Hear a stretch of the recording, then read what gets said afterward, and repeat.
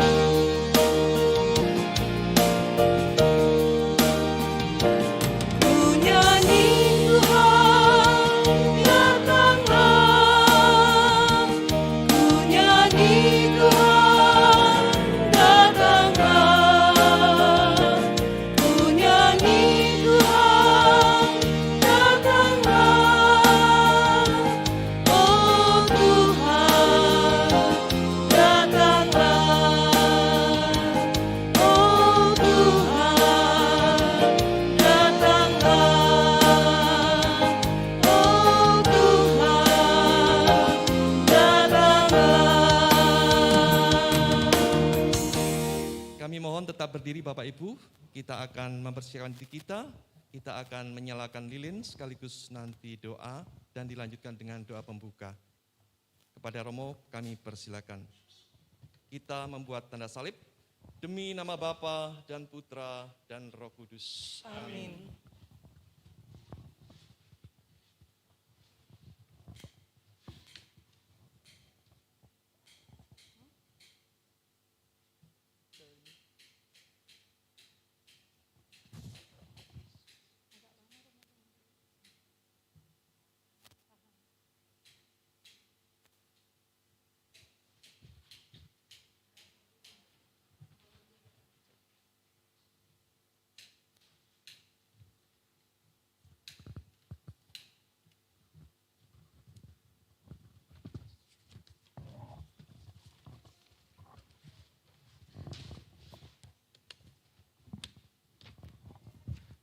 Tuhan Allah kami memuji-Mu, karena Engkau telah menganugerahkan Putra-Mu Yesus Kristus kepada kami.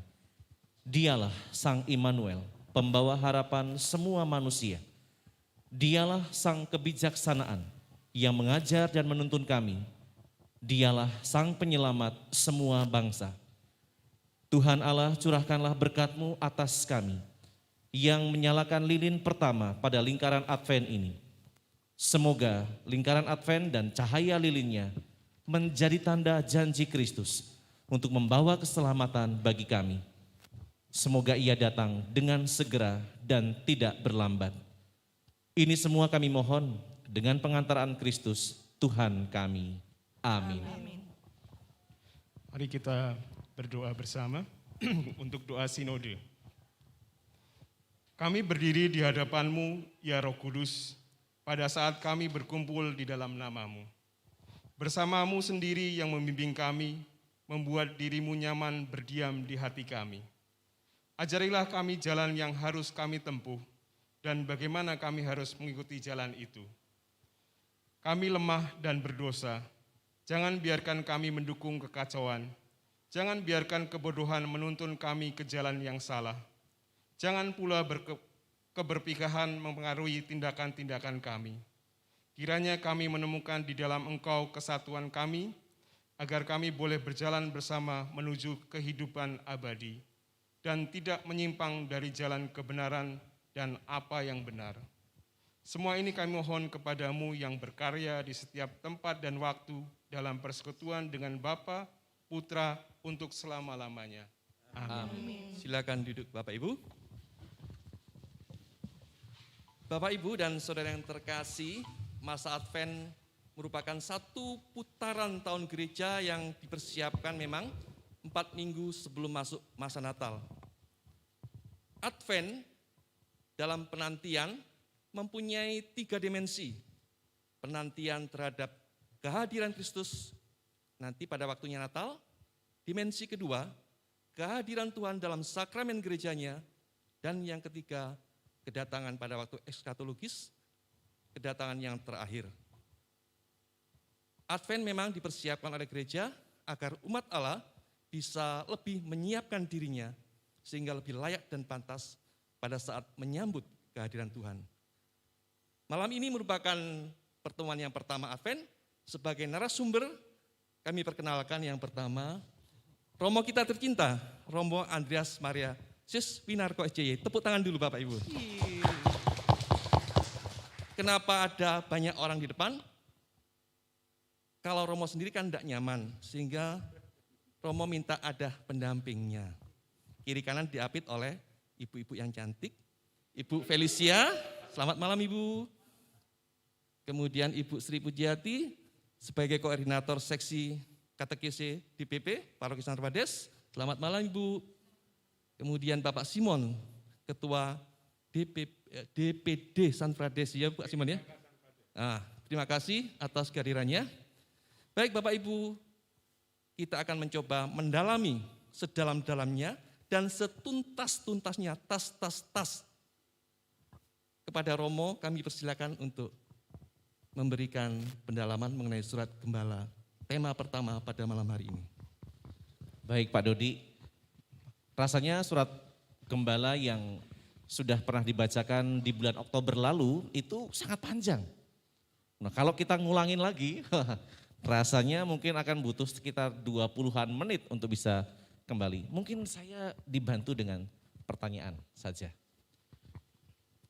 Iya Romo, waktu di rumah saya mencoba merenung Romo sambil membaca Romo.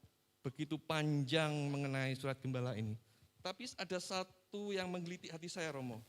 Ini sinode ini begitu panjang dari Oktober tahun 2021 nanti berakhir tahun 2023. Oktober kalau Iya, nggak salah, 23.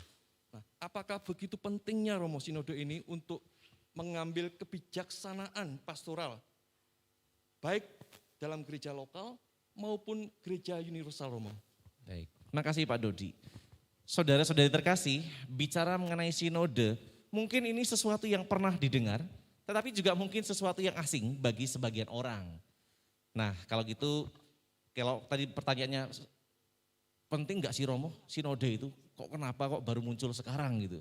Atau kok begitu pentingnya Romo sampai sinode itu sudah beberapa kali diadakan gitu. Nah kita lihat sejenak apa itu sinode. Saya memberikan penjelasan sedikit dengan pengantar sinode itu apa, sebelum nanti kita masuk pada intinya. Sinode itu tentu dari bahasa Yunani, bukan bahasa Jawa, bukan bahasa Palembang apalagi ya. Enggak, ada. Sinode itu betul-betul dari bahasa Yunani yang diambil dari 2 suku kata, sin artinya sama atau bersama-sama, dan hodos artinya jalan atau berjalan. Nah, kalau digabungkan maka sinode itu arti harafiahnya jalan bareng. Tetapi gereja ingin memaknai sinode itu dengan bahasa lebih reflektif. Kalau cuma jalan bareng orang bisa sebut kencan gitu ya. Jalan bareng, yuk hangout atau misalnya jalan rekreasi, bisa juga. Tetapi gereja mau memaknai perjalanan bersama ini tentu dengan suatu tujuan yang bukan hanya sekedar pertama mengenal pasangannya, atau yang kedua hanya sekedar untuk melihat sebuah tempat yang masih baru, atau jalan bersama hanya sekedar untuk melepas kerinduan bersama teman-teman. Tidak seperti itu. Berjalan bersama sinode itu artinya gereja ingin melihat sesuatu yang jauh lebih penting di masa depan. Berkaca dari apa yang terjadi di masa sekarang. Karena itulah dalam gereja Katolik, sinode itu penting banget Pak. Iya Romo. Penting banget, mengapa? Karena orang membutuhkan sebuah refleksi. Maka Sokrates, seorang filsuf Yunani mengatakan, hidup yang tidak pernah direfleksikan, tidak layak dihidupi. Maka kalau misalnya kita ingin hidup dan kita ingin delojor, orang Jawa, jalan saja tanpa pernah punya tujuan, gak usah hidup lah. Justru orang hidup itu harus menarik diri sejenak, mungkin bicara dengan pasangannya, mungkin bicara dengan teman dekatnya, mungkin bicara dengan orang-orang yang penting, atau mungkin berbicara dalam komunitas, supaya dia tahu apa yang ingin dikerjakan. Maka hidup yang direfleksikan, itulah yang layak. Nah gereja juga mau melihat itu sebagai sesuatu yang penting, Pak Dodi. Nah jadi sinode itu adalah gerak bersama seluruh umat beriman. Dalam arti yang sudah dibaptis. Yang bersidang atau bermusyawarah, maka nanti dalam perjalanan itu, ya tidak kita artinya jalan ngobrol gitu ya, tapi duduk bersama. Loh kok kontradiktif ya Romo ya? Ya kalau jalan-jalan ya bisa saja. Tetapi duduk bersama, kita ngobrol, maka ada sebut dengan sidang atau muktamar atau musyawarah atas undangan Bapak Suci. Jadi sinode itu atas undangan Bapak Suci atau oleh uskup diosesan atau uskup di keuskupan masing-masing. Nah kebetulan tadi Pak Dodi katakan sinode ini nanti sampai di 2023. Iya benar Romo. Dan itu panjang banget, maka Bapak Suci menghendaki setiap keuskupan, yuk ngobrol dulu masing-masing, nanti setelah ngobrol, ketemu sesuatu, karena Bapak Suci mengatakan obrolan di keuskupan masing-masing itu tidak punya tujuan yang perlu dirumuskan. Bicara saja, nanti akan dicatat, dan nanti pada akhirnya baru akan disimpulkan. Nah, saya menambahkan lagi sinode para uskup menurut KHK supaya jelas. Nanti kalau ada yang belum jelas nanti saya boleh itu. Supaya nanti umat juga tahu bahwa sinode itu juga punya landasan. Nah ini bukunya. Kitab hukum kanonik Kitab Romo ya? Hukum Kanonik. Oh ya begitu tebal Romo. Umat biasanya pusing dulu Romo. Pusing kalau duluan, sudah baca, jangankan ya, Romo. umat, Romonya yang belajar aja sudah pusing nih. Kecuali para Romo-Romo yuris ya, Romo-Romo yang hukum gereja, mereka pasti sudah katam itu. Nah kitab hukum kanonik ini membantu umat beriman untuk melihat, untuk bergerak, untuk memaknai supaya tidak salah. Nah dalam KHK, sinode itu artinya, sinode para uskup itu ialah himpunan para uskup yang dipilih dari pelbagai kawasan dunia yang pada waktu-waktu yang ditetapkan berkumpul untuk membina hubungan erat. Nah ini penting, antara paus dengan para uskup. Biasanya sinode itu hanya paus dengan uskup, umat tidak dilibatkan. Tetapi Bapak Uskup untuk bisa mendengar gerejanya bergerak seperti apa ya maka harus ngobrol dengan umat dulu. Nah disitulah nanti ketika para uskup berjumpa dengan Bapak Suci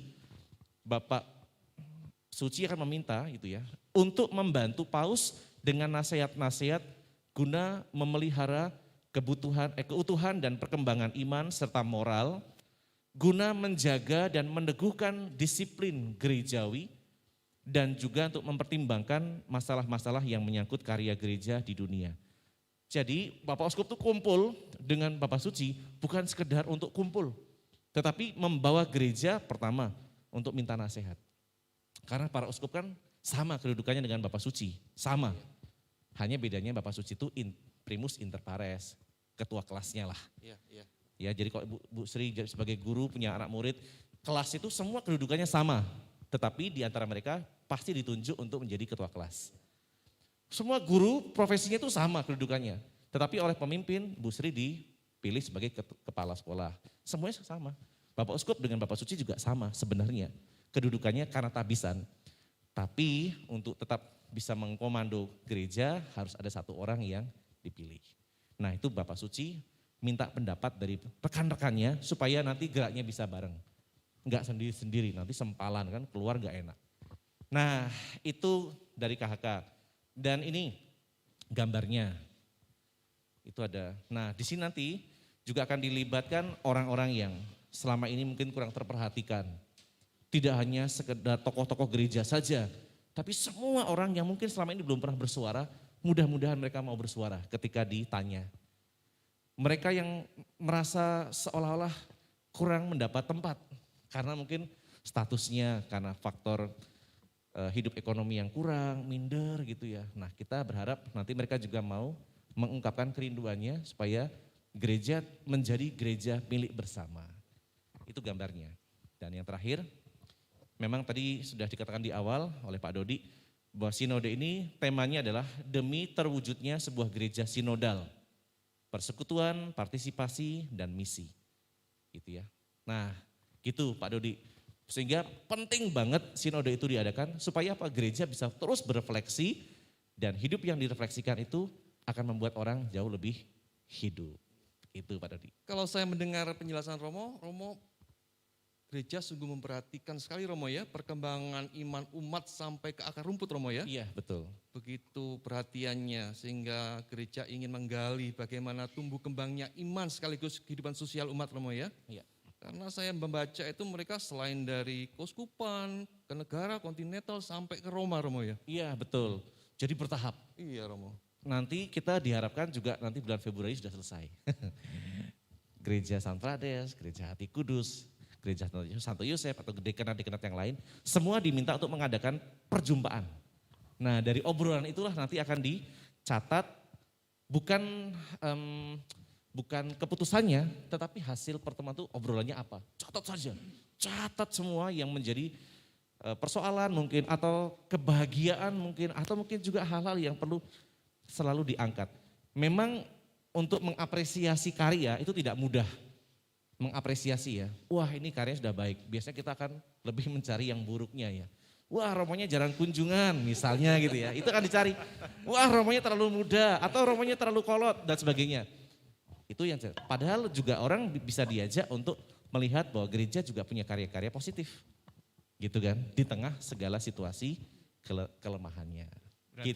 Berarti tidak ada alasan umat tidak terlibat ya Mo ya? Betul banget. Umat harus aktif ikut terlibat itu Mo ya? Terlibat, dan itu harapannya kan, gereja itu bukan hanya milik Romo, bukan hanya milik kaum berjubah, bukan hanya milik tokoh-tokoh gereja, tetapi milik semua umat. Nah persoalannya, umat yang mau diajak itu, aduh saya nggak bisa, aduh saya malu, itu yang menjadi kendala sehingga bukan pertama-tama salah orang di atas, tapi yang mungkin di bawah ini juga harus dibantu, dimotivasi, digerakkan, dirangkul, disentuh, diberi perhatian yang cukup. Karena seringkali mereka yang ada di kalangan kita umat yang secara ekonomi, mungkin secara status itu mungkin tidak seperti banyakkan orang, kadang-kadang minder. Jadi tidak muncul dalam pertemuan, tidak muncul dalam kegiatan pelayanan karena malu. Atau mungkin juga karena sedang mencari sesuap nasi sehingga tidak bisa ikut pertemuan. Kalau nggak nyari, maka nggak bisa makan. Itu. Mungkin gini Romo, dalam 2 tahun ini kita ada epidemi COVID gini Romo ya. Mungkin bagi kita yang sebelumnya biasa ya Pak ya, mengadakan aksi Natal dan sebagainya ya. Nah pun kalau dalam terakhir ini Romo, dalam kita sekarang kan dibatasi oleh ruang dan waktu ya Pak ya. Iya. Kita nggak bisa leluasa gitu Romo. Sedangkan kita dalam masa Advent ini kita merefleksikan diri kita dalam keluarga dan dalam gereja itu harus terlibat Romo. Bagaimana Romo menanggapi hal ini? Nah ini yang juga menjadi salah satu bagian dari harapan gereja dengan sinode ini, Cici. Jadi kita lihat apa yang tadi ditanyakan, gereja itu pengen bergerak tapi pandemi ini menghambat. Nah sebenarnya di sini pentingnya sinode itu diadakan untuk merefleksikan di tengah kendala yang begitu berat, apa yang bisa kita buat atau apa yang selama ini tidak bisa kita buat. Nah, kita lihat sedikit gambaran isi yang dalam surat gembala itu dimunculkan. Nanti bisa, ini garis besarnya saja tentang 3 hal yang tadi ingin disampaikan oleh Bapak Suci. Partisipasi, misi, dan satu lagi persekutuan. Persekutuan, kemudian partisipasi dan misi. Nah, yang perlu diketahui, Bapak Suci itu menghendaki agar sinode kali ini melibatkan tidak hanya para uskup, seperti yang tadi saya katakan. Ternyata Bapak Suci ingin banget supaya seluruh umat beriman itu dilibatkan. Maka dimulailah agak cukup panjang, supaya apa? Gereja-gereja paroki itu bisa menganimasi umatnya untuk bisa ngobrol. Waduh, pertemuan lagi. Ya, itu kerinduan Bapak Suci. Supaya nanti muncul apa yang menjadi kegelisahan, apa yang menjadi kebanggaan sebagai orang Katolik. Karena setiap zaman berubah. Pak Dodi dulu pernah muda, Pak Simon juga dulu pernah muda, para ibu juga pernah muda. Sekarang sudah beranjak makin dewasa, problem yang dulu pasti berbeda dengan problem yang sekarang. Nah, anak muda yang sekarang melihat masa ini sebagai suatu tantangan tersendiri. Para orang tua juga melihat hal ini sebagai tantangan tersendiri. Baik dalam keluarga, dalam dunia pendidikan, dalam dunia pelayanan, dalam dunia kebersamaan dengan tetangga-tetangga yang mungkin berbeda keyakinan. Itu yang ingin kita sharingkan bersama. Jadi saya lagi tidak hanya dari Bapak Uskup saja, tapi Bapak Suci berharap semua cerita itu muncul di tengah pandemi ini. Jadi sekali lagi Bapak Suci menghendaki tidak hanya Bapak Uskup saja, tapi semua umat beriman. Nah, berikutnya kebetulan kita sudah memulai sinode ini dengan misa pembuka. Misa pembuka itu waktu itu pas banget dengan misa Bapak Uskup kita yang baru, Monsinyur Yohanes Harun Yuwono, menjadi Uskup Diosesan di Keuskupan Agung Palembang. Jadi beliau merayakan misa perdana di sini, lalu di saat itulah juga misa pembukaan sinode dilaksanakan. Nah, sedikit tentang 3 hal tadi yang mungkin juga bisa saya kaitkan dengan pertanyaan Ibu Feliana. Yang pertama itu demi terwujudnya sebuah gereja sinodal atau gereja yang berjalan bersama, yang bisa curhat bersama, yang bisa ngobrol bersama, yang bisa mengevaluasi, yang bisa memberi apresiasi bersama, maka butuh persekutuan. Orang bisa refleksi sendiri, bisa. Kalau retret itu sendiri. Tetapi ketika harus berjalan bersama, nah dia harus ngobrol dengan pertama pasangannya, dengan keluarganya bisa saja, atau dengan lingkungan, skup yang paling kecil. Nanti setelah itu nanti bisa dalam skup paroki yang lebih besar. Maka persekutuan itu menjadi tanda pertama bahwa Allah juga dilibatkan dalam setiap pengalaman hidup. Maka persekutuan itu menjadi kata pertama yang dipilih oleh sinode, persekutuan itu. Karena Allah ingin mengumpulkan kita itu sebagai anak-anak. Kalau Bapak dan Ibu yang sudah punya anak, mungkin saja ada anak yang mudah cerita dengan orang tuanya. Papa, aku tadi kayak gini. Atau misalnya seorang anak yang cerita tentang pengalamannya mengenal seorang cowok atau cewek idamannya. Kalau seandainya itu ada komunikasi, maka keluarga itu sudah bersekutu. Banyak cerita yang bisa muncul.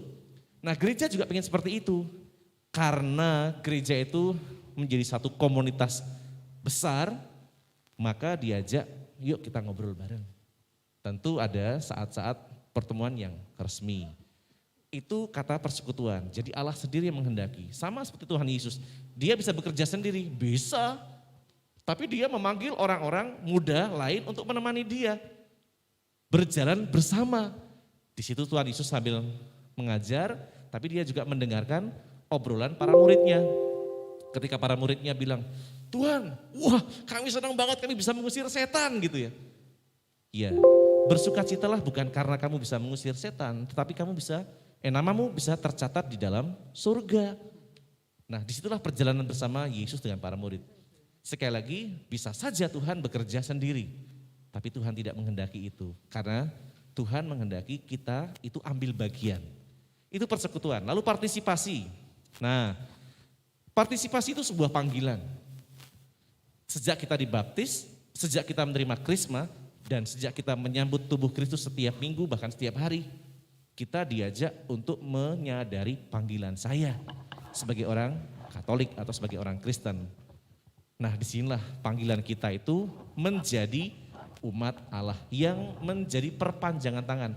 Maka tadi Bu Feliana mengatakan, Romo, di tengah pandemi ini bagaimana kita bisa berkarya, wong kita dihambat dengan batasan kebersamaan gitu.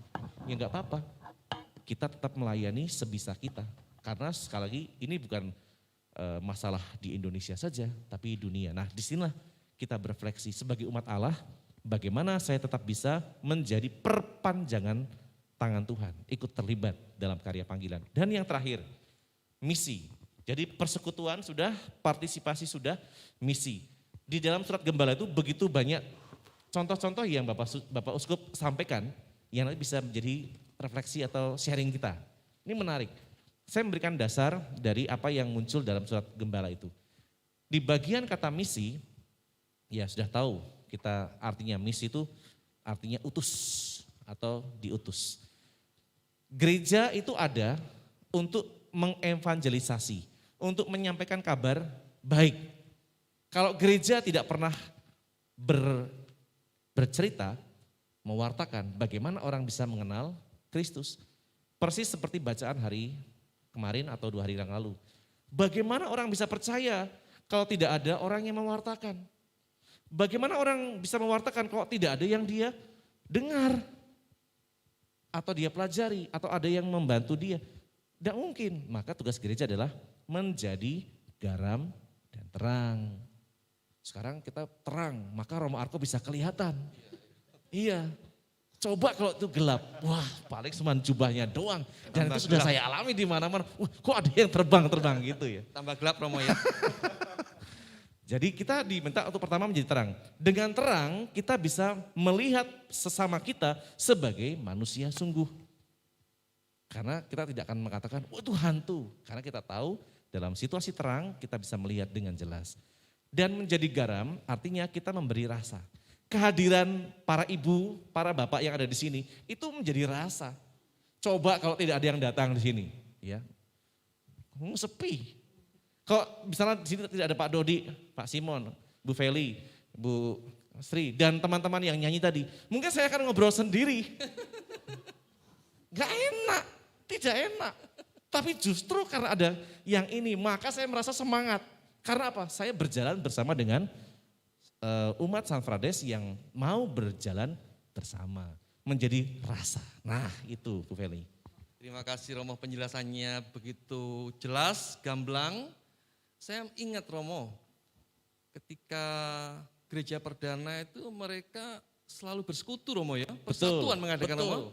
Bahkan Sehingga- di tengah kejaran pun mereka tetap bersekutu meskipun sembunyi-sembunyi. Nah Iya Romo, itu hebatnya. itu persekutuan ya. Sehingga saya mulai berpikir Romo, berarti persekutuan itu merupakan ciri khas cara hidup orang Katolik Romo ya. Bisa Benar. dikatakan gitu Romo ya. Benar sekali Pak Dodi. Nah yang perlu kita sadari adalah kita ingat kiblat kita adalah Yesus sebagai guru. Meskipun dia seringkali berdoa sendiri karena dia berjumpa dengan Bapaknya. Toh dia juga bersekutu dengan Bapa dan Roh Kudus. Dia berkarya di dunia tidak sendirian loh. Meskipun Bapaknya ada di surga, tetapi dia selalu berkomunikasi. Bapa, apa yang kau kehendaki ku kerjakan hari ini. Awalnya, jadi sebelum ayam berkokok Yesus sudah bangun. Tidak seperti Romo Arko. Enggak pernah dengar ayam berkokok masalahnya gitu ya. Enggak pernah dengar ayam berkokok. Jadi enggak tahu kapan ayam berkokok gitu. Pokoknya waktu dia bangun untuk misa saja. Jadi saya enggak tahu ayam berkokok itu kapan tuh enggak tahu saya. Nah Yesus pada waktu dia akan menjalankan pekerjaan, dia berdoa lebih dahulu meskipun sendirian dan pada akhirnya dia juga sendiri. Tetapi di tengah-tengah kebersamaan dia mengajari para muridnya bagaimana harus berdoa. Dan persekutuan itu menjadi sesuatu kekuatan. Bayangkan kalau seandainya di rumah Bapak dan Ibu hanya cuman bapak dan ibu saja. Sepi. Nelongso. Oh, bojoku, maaf. Aduh, suami aku udah kate lah gitu. Aku dewean sedih nih anakku nih. Sedih, tetapi ketika masih ada pasangan, ketika masih ada anak, rasanya bahagia. Kami, para Romo, meskipun tidak menikah, kami tetap diminta untuk hidup berkomunitas. Dengan pekerjaan-pekerjaan, tapi ada saat untuk berjumpa, ada saat untuk berbicara. Nah, seperti itulah. Maka persekutuan itu menjadi sesuatu yang penting. Dan itulah sebabnya. Mengapa jangan sampai kendati pandemi itu tetap masih menghantui, gereja tidak boleh kalah hanya dengan ketakutan. Kita harus mencari cara-cara yang bijaksana untuk tetap bisa bersekutu. Maka disinilah kita melihat karya Roh Kudus. Gereja itu sangat kreatif, memakai media Zoom untuk tetap bisa bersekutu. Hebat. Ketika banyak orang agama lain tidak memakai media itu hanya untuk pekerjaan doang, gereja untuk konteks iman tetap menggunakan media-media yang diciptakan oleh manusia hebat untuk membantu tetap bersekutu. Kendati tidak bisa seperti sekarang ini. Itulah gereja dengan Roh Kudusnya. Itu Pak Dodi. Bapak Ibu, pembincangan kita masih bisa kita lanjutkan dan sangat menarik. Namun ini para singer ini ingin nyanyi untuk memberikan hiburan pada kita. Karena Romo juga capek kalau ngomong terus kan. Ya, nah, kami persilakan. Wah, untuk terima singer kasih untuk, Pak Dodi. ngisi sebuah lagu.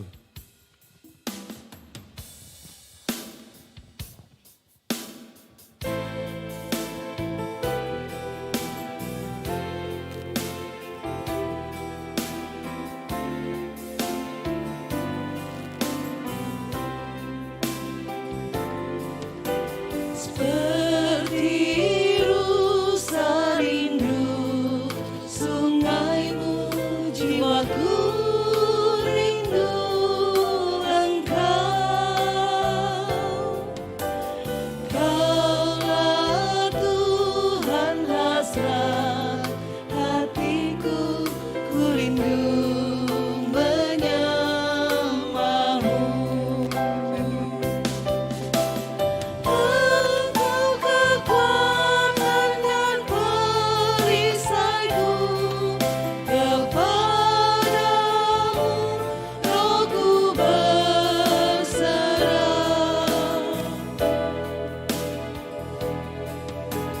Kaulah Tuhan hasrat hatiku, ku rindu menyembahmu.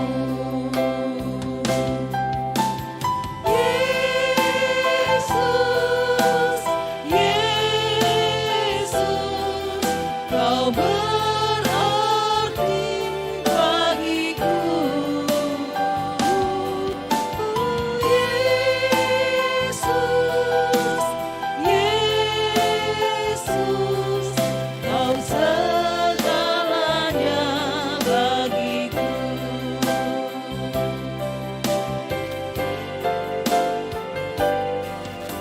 Seperti rusa rindu sungaimu, jiwaku rindu engkau. Kaulah Tuhan hasrat hatiku, ku rindu menyembahmu. Engkau kekuatan dan perisaiku, kepadamu rohku berserah.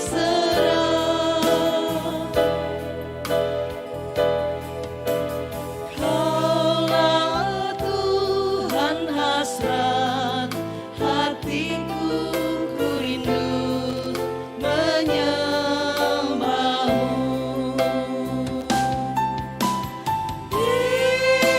Yesus, Dan ketika Yesus masih dicaci maki, dia tidak, ketika dia diludah, cuy gitu ya. Tuhan tidak mengatakan, cuy juga, enggak. Tuhan menerima semua yang buruk untuk dirinya. Karena dia yang memberikan pengajaran pada kita tentang makna misi.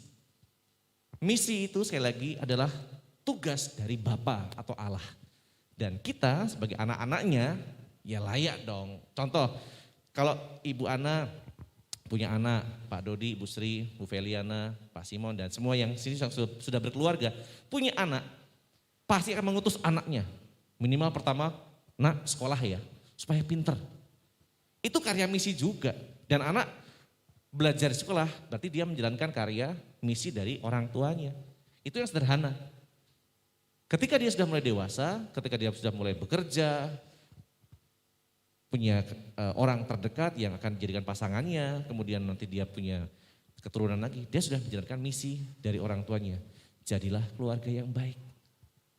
Dan misi itu dari mana? Dari Tuhan, tapi melalui para orang tua yang disampaikan langsung atau tidak langsung.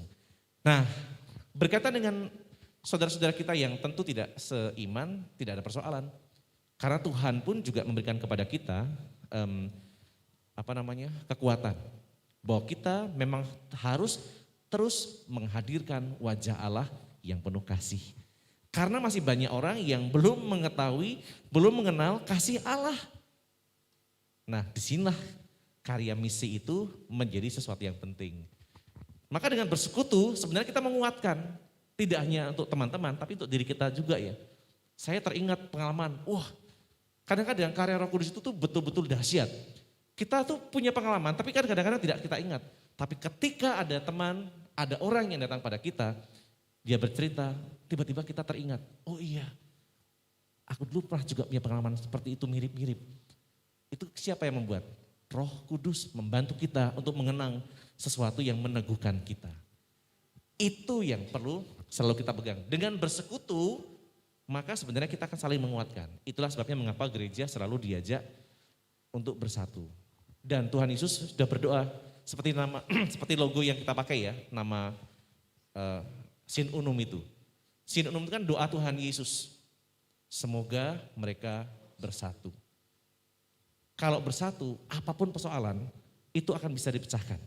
Rumah tangga yang terpecah-pecah pasti hancur, kata Tuhan Yesus.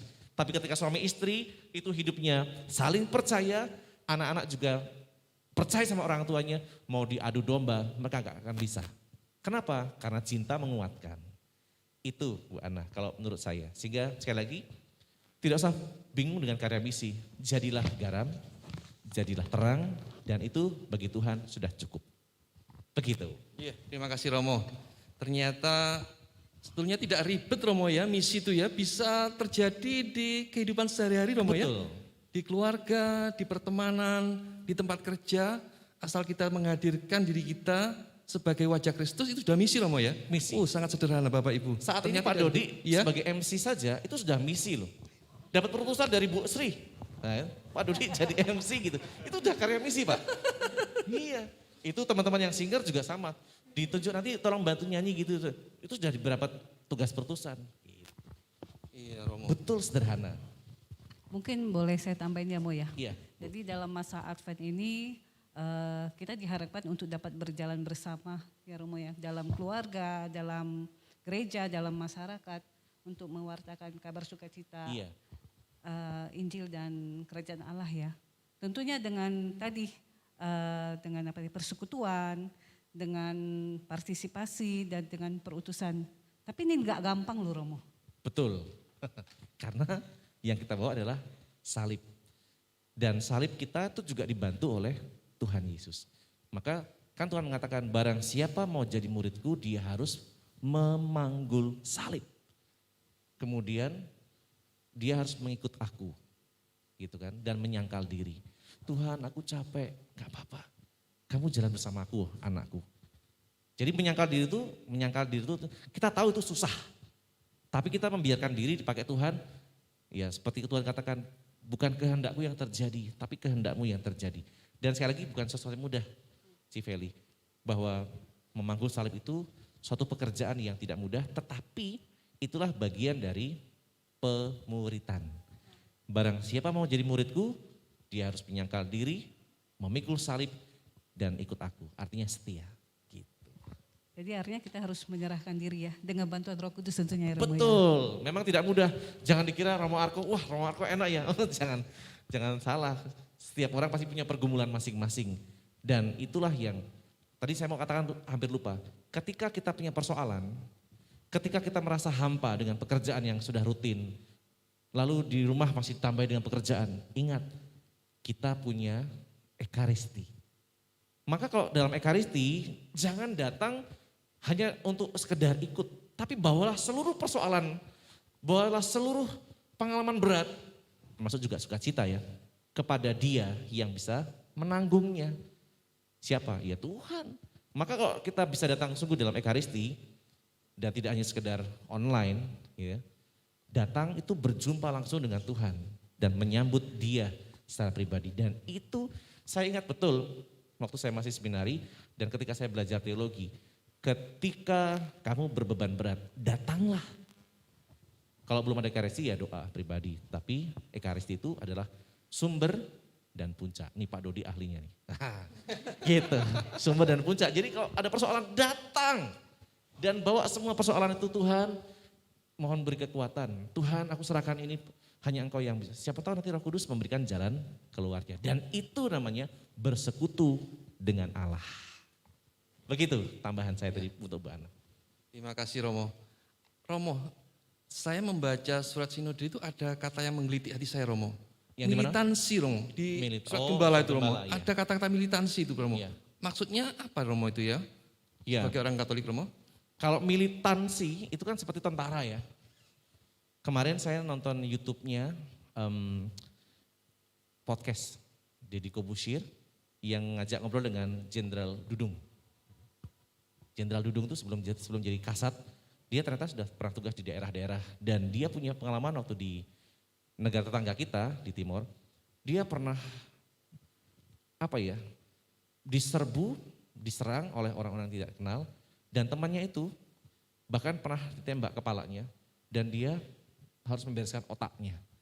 Ketika saya mendengarnya juga ngeri ya, membereskan otak masukkan ke dalam begitu, kemudian diikat supaya nanti bisa pulang dengan tidak berceceran otak-otaknya itu. Nah, ketika ditanya, loh Pak, emang gak takut? Loh, kalau kita tuh sudah menyerahkan diri untuk negara, takut itu tuh sudah nomor 2, nomor sekian. Demi negara, aku persembahkan. Itu militansi. Demikian juga dengan kita sebagai gereja. Kalau itu sesuatu yang baik, perjuangkan dengan penuh keyakinan. Makanya itu militan. Jadi militansi itu bukan sekedar nembak-nembak berani atau menjadi berani yang bodoh, enggak.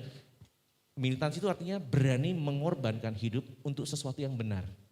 Nah, Tuhan Yesus mau mati untuk memberikan pada kita pengajaran tentang kebenaran. Apa itu?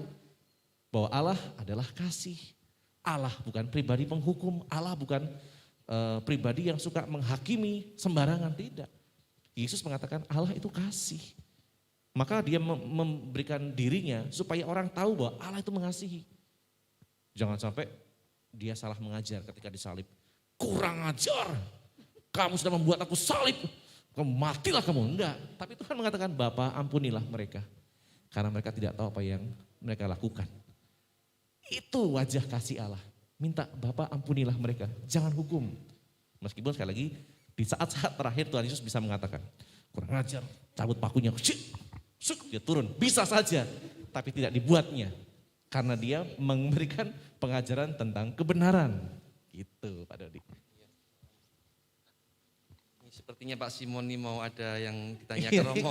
Sepertinya sudah mulai gregetan ya. Tadi Dengan antusias sekali Romo sudah dia. menyusun kata-kata ini. Wah. Lagi dipikir makanya. Romo, pengalaman saya lah ya, selama hidup menggereja, di San Frades juga saya melihat masih seperti pastor sentris lah ya. Jadi semua harus ke Romo, Tapi di sinode ini dikatakan bahwa kita harus mandiri. Betul. Nah itu maksudnya itu kita semua tidak usah pakai Romo apa gimana itu maksudnya? Iya. Kalau tidak mau pakai boleh, nanti saya pergi. Kita tolong diperjelas. Iya. Karena tidak pastor sentris jadi harus mandiri. Mandirinya gimana gitu, Pak? Iya. Kalau kita melihat kata persekutuan, ini mau tidak mau gereja umat Allah itu terdiri dari mereka yang hierarki dan yang awam. Hierarki itu supaya kita lebih jelas. Hierarki itu Bapak Uskup, para imam dan diakon. Bukan prodiakon ya, supaya nanti tidak salah. Jadi Bapak Uskup, imam dan diakon. Ini yang disebut dengan hierarki. Sedangkan kaum awam itu siapa? Semua yang tidak menjadi atau tidak menerima tahbisan. Para suster, bruder, bapak dan ibu, orang muda, anak kecil, itu kaum awam. Jadi mereka yang tidak menerima tahbisan, mereka sebut kaum awam. Nah, berkaitan dengan soal pastor sentris, memang karena dulu ada gejala dikit-dikit romo, dikit-dikit romo. Dan umat itu selalu mengandalkan romonya. Padahal sebenarnya di masa sekarang begitu banyak umat yang punya kualitas yang sangat dahsyat. Mungkin ketika mereka sudah memutuskan, bisa saja nanti Romo memberikan peneguhan. Maka ada kesan, kok Romo lagi. Padahal tidak, padahal putusan sudah ada pada entah dewan, entah seksi yang sudah, dan Romo tinggal mengatakan, wah saya setuju itu. Tapi bisa saja orang mengatakan, kok pastor sentris. Nah, pastor sentris itu menjadi kata yang muncul ketika apapun yang akan dikerjakan harus ide dari Romonya, bukan dari bawah. Sedangkan dari situlah paling tidak angkatan saya, adik-adik saya, beberapa tingkat di atas saya, memaknai dengan situasi pastor sentris itu kami belajar. Jangan sampai umat yang hebat ini justru menjadi tidak punya kreativitas dalam karya pastoral, tidak mempunyai keberanian dalam karya-karya karena takut romonya menjadi marah. Bisa saja pada zaman-zaman itu pastor sentris menjadi kuat, karena apa? Supaya arah gereja itu jelas. Mungkin para misionaris, enggak boleh begini, enggak boleh, harus begini. Karena mungkin dia punya konsep tentang gereja supaya tidak melenceng. Tetapi akibatnya beberapa daerah keterusan. Kok setiap ada romo, pokoknya derek romo mawon gitu. Derek romo mawon itu Jawa ya. Jadi ngikut terus, padahal tidak. Justru di sinilah kami belajar di zaman sekarang, umat itu sudah dikaruniai Roh Kudus yang sama. Romo bisa memberikan peneguhan atau putusan ketika ada situasi yang mungkin tidak mudah untuk diputuskan karena dia sebagai penanggung jawab. Tetapi yang jelas tugas seorang imam adalah merayakan sakramen. Maka dalam hal-hal pelayanan-pelayanan, dalam hal persekutuan, dalam hal kreativitas pembinaan atau pengembangan, zaman sekarang begitu banyak umat awam yang sudah punya kualitas. Dan Romo tinggal memberikan bantuan spirit, dukungan atau doa, berkat. Dan kalau memang agak sedikit melenceng mungkin dibalikan sedikit. Tapi saya yakin zaman sekarang banyak umat sudah mulai berkualitas karena karya Roh Kudus yang sama. Dan itu yang tadi Pak Simon katakan, itu bagaimana Romo? Sekarang yakinlah bahwa sekarang sudah tidak akan muncul lagi istilah pastor sentris. Meskipun saya lagi satu saat pasti akan minta pendapat Romo. Tapi bukan berarti Romo, oh saya enggak setuju ini, bubar gitu. Enggak. Seorang imam yang baik tidak akan sampai seperti itu. Dia harus menghargai karya Roh Kudus dalam diri kaum awam yang pasti sudah berpikir dengan baik apa yang bisa dibuat dalam reksa pastoral. Begitu menurut saya tidak tahu tempat yang lain ya. Tapi kalau yang saya hidupi ya, jangan sampai saya menjadi seorang pastor yang otoriter atau yang mau sendiri sehingga nanti umatnya menjadi tertekan. Kan gereja itu kan bersama ya, maka saya mau berjalan juga bersama dengan umat yang ada di sini. Begitu. Kalau Romo pastor sentris, acara malam ini nggak ada ya Mo ya? Enggak jadi, ya. Enggak jadi. Saya ngomong sendiri cuma dibantu oleh multimedia gitu ya. Saya mau seperti ini ya. Kan tidak. Monoton jadi Mo ya? Monoton. Ya. Saya juga tidak bisa Ya, seperti terima itu. kasih Pak Simon atas pertanyaannya. Sayang sekali obrol-obrolan kita dalam pertemuan pertama Minggu Advent ini sangat dibatasi oleh waktu. Iya, betul, Tetapi ya jangan khawatir, minggu depan kita akan masih bisa kumpul kembali. Kerinduan untuk kebersamaan pasti difasilitasi. Kita bisa hadir di sini Romo, lagi Romo. Yang terakhir Romo, mungkin Romo bisa memberikan closing statement khususnya untuk lingkungan-lingkungan yang ada di Paroki Santo Prades Romo berkaitan dengan 3 hal, persekutuan, keterlibatan, dan misi Romo. Iya. Bapak dan Ibu, orang muda yang ada di lingkungan khususnya di Gereja Santo Fransiskus de Sales. Kita memang menjadi bagian dari gereja universal. Dan gereja universal sekarang sedang menghendaki kita mewujudkan gereja yang sinodal atau gereja yang berjalan bersama. Mudah-mudahan apa yang sudah kita hidupi selama ini, gereja kita kan terus berkembang. Mungkin secara jumlah peningkatannya sedikit, tidak masalah. Tetapi kita terus berkembang, memberikan diri yang terbaik. Mudah-mudahan masih banyak umat Allah yang ada di lingkungan tetap membuka hati. Karena sekali lagi membuka hati itu tidak mudah. Contohnya yang kita alami sekarang ini, masa-masa di mana kita akan memperbaharui karya reksa pastoral dalam karya misi di paroki ini. Menjadi pengurus-pengurus, menjadi pelayan-pelayan, ternyata tidak mudah. Minimal sudah ada dua lingkungan yang bersharing pada saya betapa tidak mudahnya mencari pengurus pelayan yang baru. Gitu ya. Saya bisa memaklumi dan saya tetap memberikan doa dan support. Mudah-mudahan masih banyak hati. Karena yang tidak mau tuh jadi ketuanya gitu ya. Padahal saya sudah mengatakan ketuanya itu 2 periode saja. Tidak akan jadi seumur hidup gitu ya. Tapi tetap saja masih takut. Aku takut tadi dimarah Romo. Gitu ya. Ya mudah-mudahan saya bukan tipikal Romo yang suka marah. Itu pertama, jadi soal persekutuan harus ada yang mengendalikan atau yang mengkoordinir sehingga menjadi sesuatu yang penting.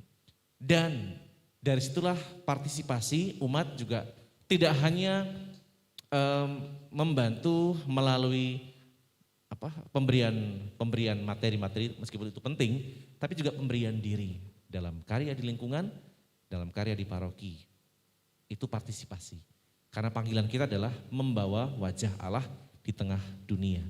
Dan yang terakhir, misi. Semoga karya misi gereja yang akan kita tampakkan di tahun-tahun mendatang dalam karya pelayanan juga semakin bisa dipegang oleh banyak orang-orang muda dan juga mudah-mudahan para orang tua mampu menjadi saksi-saksi yang baik kepada generasi muda supaya mereka juga bisa melihat kita sebagai pribadi yang pantas untuk diteladani dan diikuti. Itu saja. Terima kasih Romo atas nama Koordinator Katekese Paroki Santo Prades. Kami ucapkan terima kasih atas kehadiran Romo, Sama-sama. waktunya, kebersamaannya juga Ibu Felicia Lim, Pak Simon dan juga Bu Sri. Tapi saya tambah satu pengumuman kali. Oh silakan Pak Simon ya. Selamat malam Ibu Bapak sekalian. Kami sebenarnya mengundang Ibu Bapak sekalian untuk hadir di sini, monggo silakan. Keterwakilan dari seluruh lingkungan dipersilakan, nanti mungkin bisa mendaftar dengan Ibu Sri lewat pengurus masing-masing. Jadi kita bisa saling berinteraksi aktif di sini. Silakan. Seperti Bu Ana tadi ternyata punya sharing yang luar biasa yang bisa kita berbagi dengan teman-teman kita di sini. Jadi minggu depan kami mengundang, silakan siapa saja boleh hadir, tapi mendaftar dulu ke Ibu Sri Pujiastuti. Dan minggu depan akan dibawakan oleh Romo Stefanus Surawan, PR. Beliau cukup sedikit bendahara dari Yayasan Saverius. Jadi nanti pasti akan menarik lagi dengan tema yang Advent kedua. Mungkin tambahan itu Pak Dudi. Ya, terima kasih Pak Simon. Jadi saya ingatkan jangan sampai lupa, silakan setel alarm untuk hari Rabu jam 7 minggu depan. Kita bisa hadir bersama dan mengikuti ngobrol-ngobrol untuk pertemuan Advent kedua. Kita akan masuk ke doa penutup, nanti mohon berkat Romo dan sekaligus lagu penutup. Terima kasih. Seandainya ada kata-kata yang kurang pantas yang saya bawakan, saya mohon maaf. Selamat malam, sampai ketemu minggu depan. Mari kita berdiri, kita akan berdoa penutup.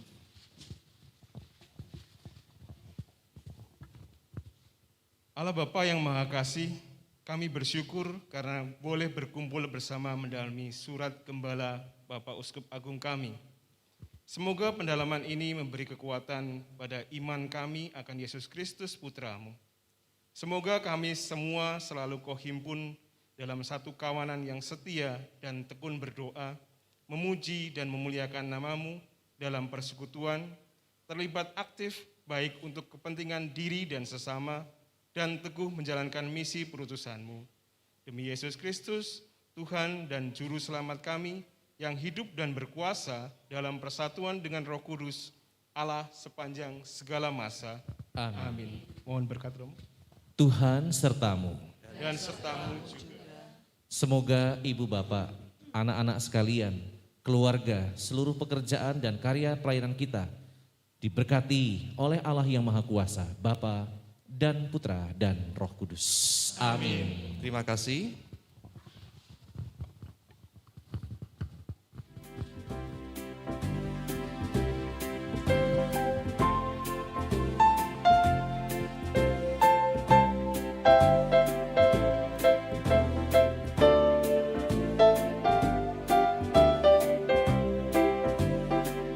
Tiap langkahku diatur oleh Tuhan, dan tangan kasih-Nya memimpinku.